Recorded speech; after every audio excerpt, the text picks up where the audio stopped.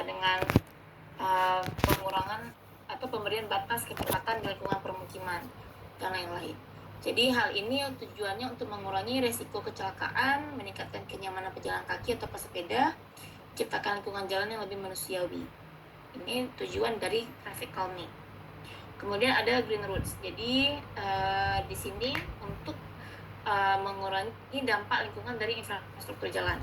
Jadi misalnya banjir, erosi, polusi dari polusi air dari permukaan jalan. Jadi di sini penggunaannya bisa dari penggunaan material, desain drainase, dan pengurangan runoff air hujan. Lalu juga bisa dengan memperhitungkan vegetasi yang digunakan di pinggiran jalan. Ini namanya green roads. Lalu kemudian complete streets atau jalan yang komplit. Artinya bukan hanya mengutamakan kendaraan bermotor, tapi juga aspek aksesibilitas, keselamatan, kenyamanan untuk semua pengguna, baik pesepeda maupun pejalan kaki. Jadi di sini memberikan alternatif mode jalan kaki atau pesepeda untuk membantu mengurangi penggunaan kendaraan bermotor dan meningkatkan kesehatan masyarakat. Komponennya bisa dengan jalur pedestrian, jalur sepeda, transit stopnya nyaman, dan juga penerangan jalan bagi pejalan kaki dan ruang bagi pengguna disabilitas.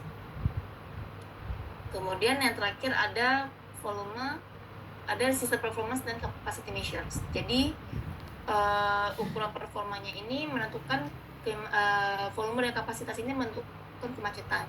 Jika volume jalan mendekati kapasitas atau melampaui, maka level of service-nya itu atau loss itu akan turun. Jadi kemacetannya tinggi, kecepatan rendah, waktu tempuh tidak dapat diprediksi. Ini yang terjadi di kota-kota besar.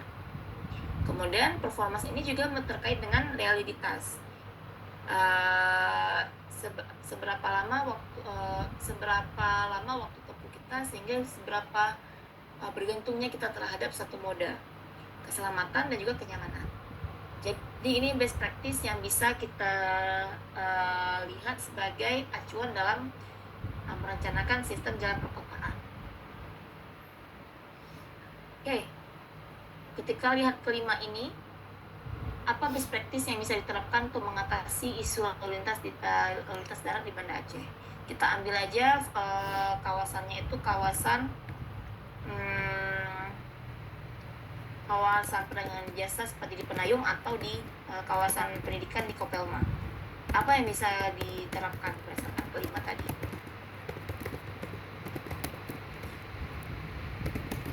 Kelima tadi ada CSS, traffic calming, green roads, complete streets, dan lain-lain. Yang cowok belum ada suaranya nih.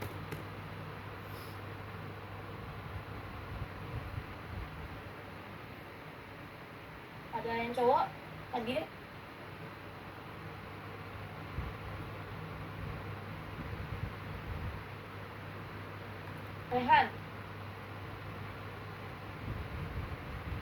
Raihan Sodik. Ya, gimana kira-kira menurut kamu apa yang bisa diterapkan? Coba kamu pilih satu kawasannya. Mau kawasan pendidikan, kawasan perdagangan jasa, terserah.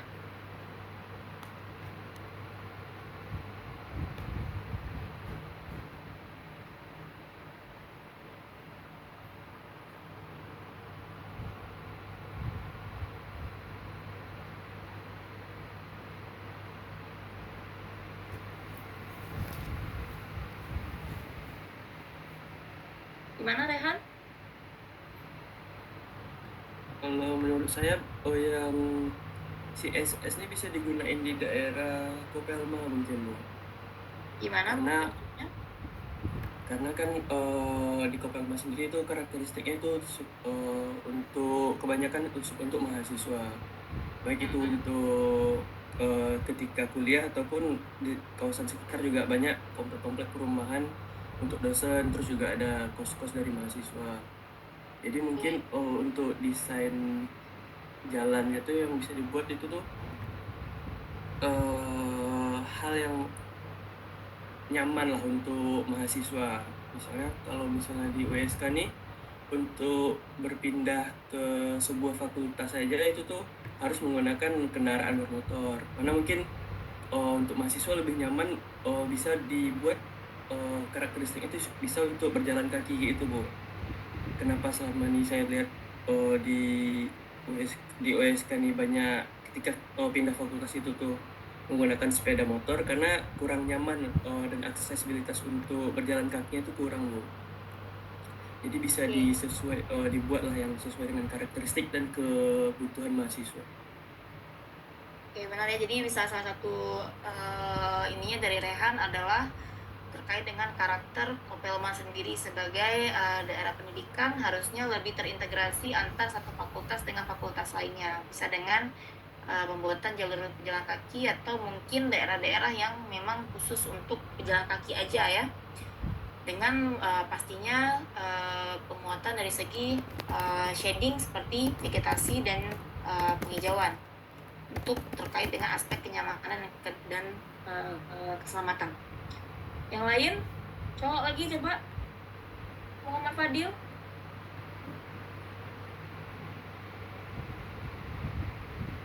Muhammad Fadil ada orangnya, aku lagi tidur.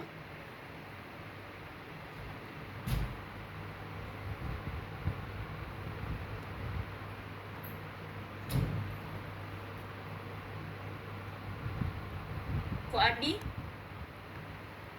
gimana kalau Fuadi? Hadir Bu. Iya, gimana kalau dari kamu?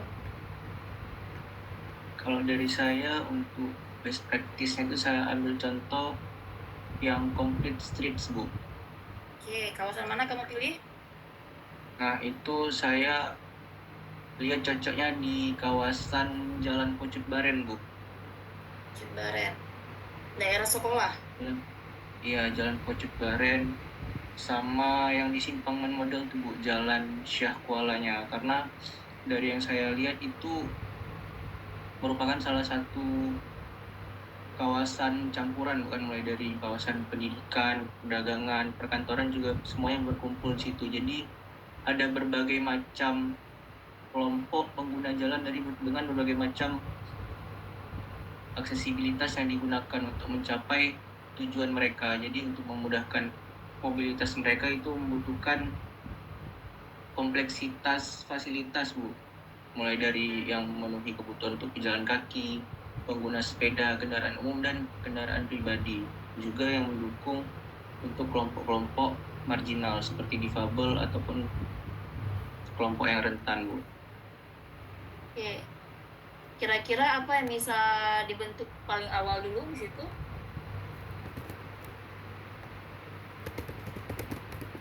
Dibentuk paling awal seperti ya kalau misal dilihat dari definisi complete streets itu semua fasilitas yang mendukung semua pengguna jalan Bu, mulai dari kebutuhan akan trotoarnya yang ramah terhadap disabilitas, juga parkir untuk pengguna sepeda, juga halte yang mendukung untuk semua kalangan, terutama untuk kalangan difabel.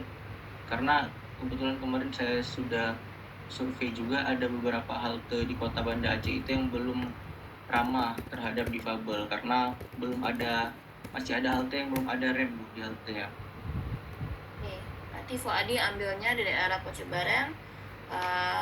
Sudah cukup banyak fasilitas di situ, ada pendidikan, perdagangan, perkantoran. Saya kurang tahu ada perkantoran situ ya.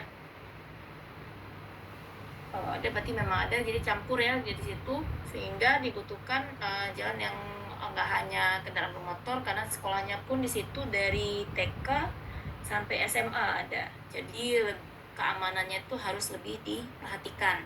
Komponen-komponen seperti trotoar, jalur sepeda, penerangan jalan dan ruang bagi difabel itu perlu disebut. Ada yang lain yang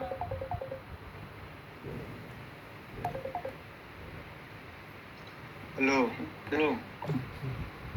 izin menjawab Bu? Silakan. Kalau saya area perdagangan terutama yang kayak di Pasar Aceh dan Penayung itu juga terkait complete street. Kenapa saya complete street di sana penting? Karena apalagi yang kalau di pasar tradisional itu ya, terutama dulu saat Penayung itu belum dipindahkan, itu pejalan kaki, pengguna sepeda motor itu bercampur menggunakan jalan yang sama. Jadi saya rasa sebenarnya itu mengganggu kenyamanan, terutama yang pejalan kaki dulu. pengguna sepeda motor juga. Jadi di sini perlu adanya konsep desain yang lebih jelas untuk pejalan kaki dan pengguna motor. Dan juga untuk di Pasar Aceh, kan apalagi lebih mudah memarkirkan sepeda motor kita, terus kita bergeraknya berpindah dengan berjalan kaki juga.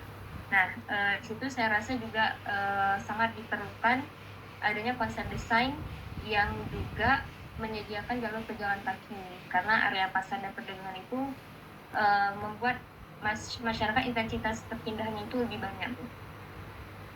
Oke, berarti ini ada yang ambil daerah perdagangan dan jasa. Rizi menganggap kalau misalnya di daerah perdagangan jasa, terutama di Penayung itu dan Pasar Aceh, lebih mudah bergerak dengan pejalan kaki, karena memang kita melihatnya, kita melakukan kegiatan window shopping ya di situ ya. Jadi kalau kita dengan kendaraan bermotor pindah satu sama lain itu agak susah. Jadi mungkin fasilitas seperti kantong parkir bisa diterapkan di daerah tersebut, di mana nanti pembeli bisa parkir di satu tempat, kemudian masuk ke daerah tersebut, kawasan tersebut dengan berjalan kaki. Kalau saya tidak salah ingat, dulu waktu Pasar Aceh baru pertama kali pembaharuan sebelum tsunami 2004 atau 2003, konsep awalnya memang konsep pejalan kaki di masuknya itu yang di samping Masjid Raya. Jadi mungkin setelah tsunami dan semakin banyaknya pedagang, jadi sudah mulai tidak diindahkan. Jadi sekarang hanya satu arus kalau nggak salah saya boleh masuk. Jadi itu mungkin sudah bisa diterapkan ya kalau memang konsep kita itu mau konsep lebih ke pejalan kaki. Apalagi kegiatan yang dilakukan adalah kegiatan window shopping gitu. Terutama juga di Penayung waktu masih ada pasar juga. Sekarang pasarnya mungkin bentuknya ruko-ruko, masih banyak juga orang yang berbelanja di situ. Kalau dibuat seperti itu juga akan lebih memudahkan dalam pembeli melihat satu toko dengan toko lainnya. Oke. Ada lagi kalau nggak ada? Kalau ada? Nggak ada. Kalau nggak ada, saya tutup. Atau ada pertanyaan sebelum saya tutup?